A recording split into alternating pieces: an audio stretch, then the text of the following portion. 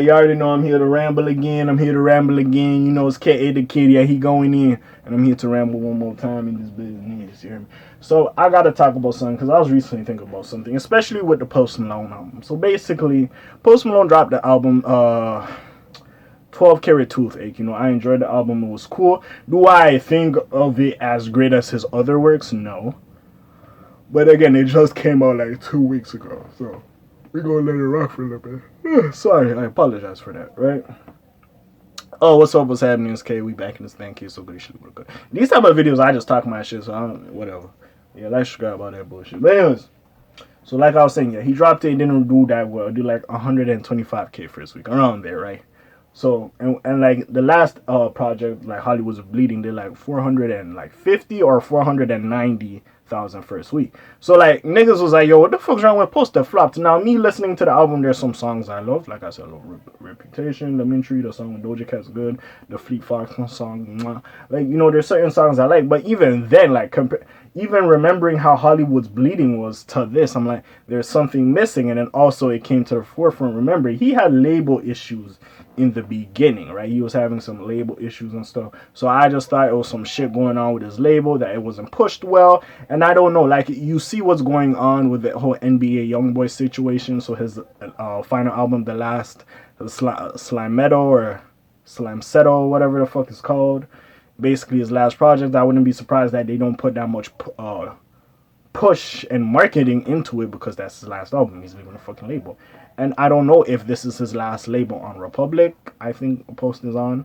But yeah, I don't know if this is his last project for the label, because they were having label issues, so they didn't put that much push. Because at the end of the day, when you're signed to a label, it depends how much push the label wants to put into you. It's not like you are a Drake or a Taylor Swift that your shit just gonna go. You know what I'm saying? Like, yeah, your shit's gonna go regardless. Like, you know what I'm saying? With that being said, it also came back to me down. Looking at Hollywood's Bleeding, that was a time when the merch bundles, you know, the ticket bundles, all them bundles, you know, so I feel like a bitch. You know what I'm saying? When the female's like, yo, I'm trying to get my bundles, you hear me? Like, hey, niggas was doing that in music. But anyways, I feel like at this point, t-shirt bundles, I feel like that really helped niggas sell. And you could see, like, fucking 490. Remember, Nicki had beef with the whole Travis Scott thing because he bundled his Astro Road shit with his album and all this. Like, niggas was finessing the sales, in a sense, if you will. That's how Navarage, or Nav, Nav, aka Navarage, as academics likes to call him, did so well with, I forgot what album it is. He had that song Tap Tap Tap with like Meek Mill or whatever. Like Good Intentions or Bad Intentions? Yeah, I think it was Bad Intentions. That album, because he had the bundles, he had the V-Lone shirts, you know, and niggas want to go buy that shit. So, have I come to the conclusion, has bundles fucked up the music business? Because remember, with bundles, niggas was doing like wild numbers, remember? That was the one thing. I think DJ Khaled also had a beef because he was doing some bundles and that didn't get counted to his album. That album that went against Tyler, the Creator's album, Igor. Like, a lot of that shit was happening, and now you gotta ask yourself, have bundles fucked up the music industry? Because ever since bundles left, a lot of artists have been selling lesser than with the bundles. You can see, especially with 6ix9ine, when you drop Tattletales, he tried to bundle all that shit together, and he did like 150 something. But when they took off bundles, they're like, nah, nigga, you did like 32 to 50 something K for that album, right? So, have bundles fucked it up? Because we look at Post and we like, yo, this nigga Post to sell a lot. Like, Drake just gonna sell at a drop of a hat. Even looking at Kendrick, which I do feel Kendrick Lamar's another one, because he is leaving the label. They did not put that much push into the album. So, that is another story for another day. We could really have that conversation. But again, Drake, Adele, certain motherfuckers of that ilk could just sell. They just gonna sell some bullshit. But like some other niggas, yeah, they was bundling to the point. Yeah, they bundled so much, we just like, yeah, that's their shit. But now without the bundles, you could see clearly he's not doing it. Like the fact he did 490 or 450 around that margin, Post Malone, with Hollywood's Bleeding. And I really did enjoy that album. It was a very good album. To now, that's like 125 first week. It's outrageous and like what?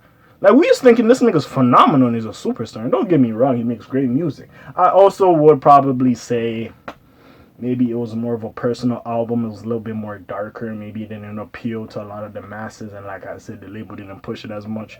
So really, if the label doesn't believe in the project and they don't want to push it, that's also that's another fucked up situation artists got to deal with.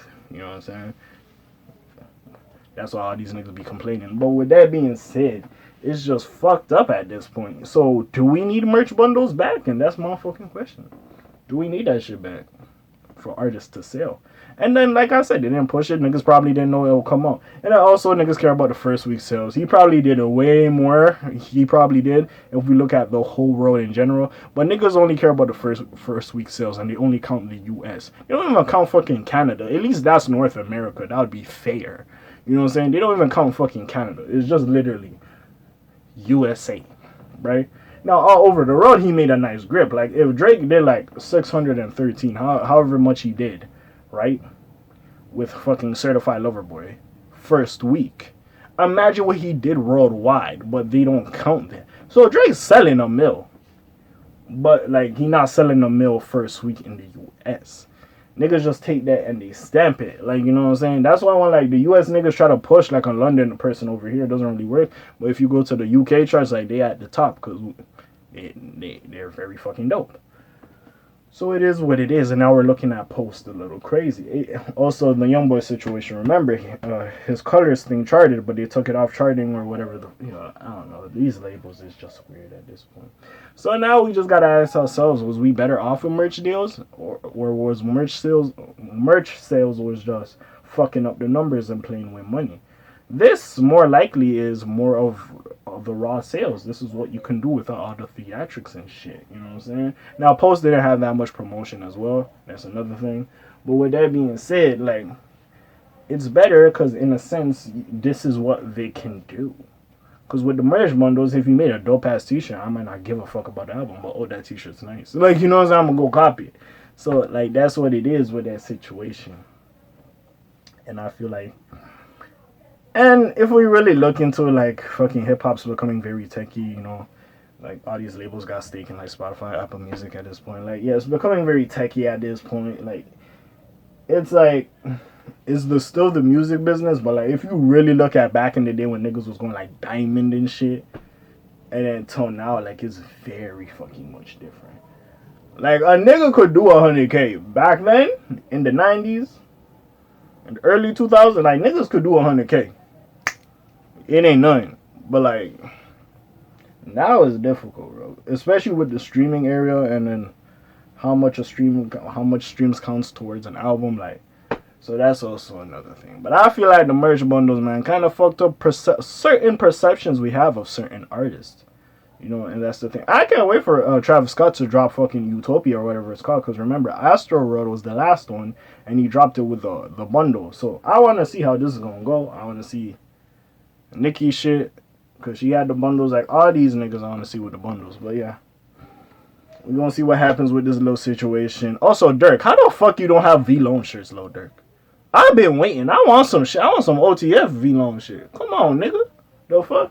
I might just have to go buy them for the merch site. But besides that, hey, what do you think? Put your comments down below. Check out the links in the description. I got some other videos for y'all to check out. And besides all that, you already know who it is. It's your friendly neighborhood K.A. signing off for today. The Black TJ Daywala doing this thing. My name ring bells like Quasimodo. Hit like and subscribe if you want to hear a little bit more though.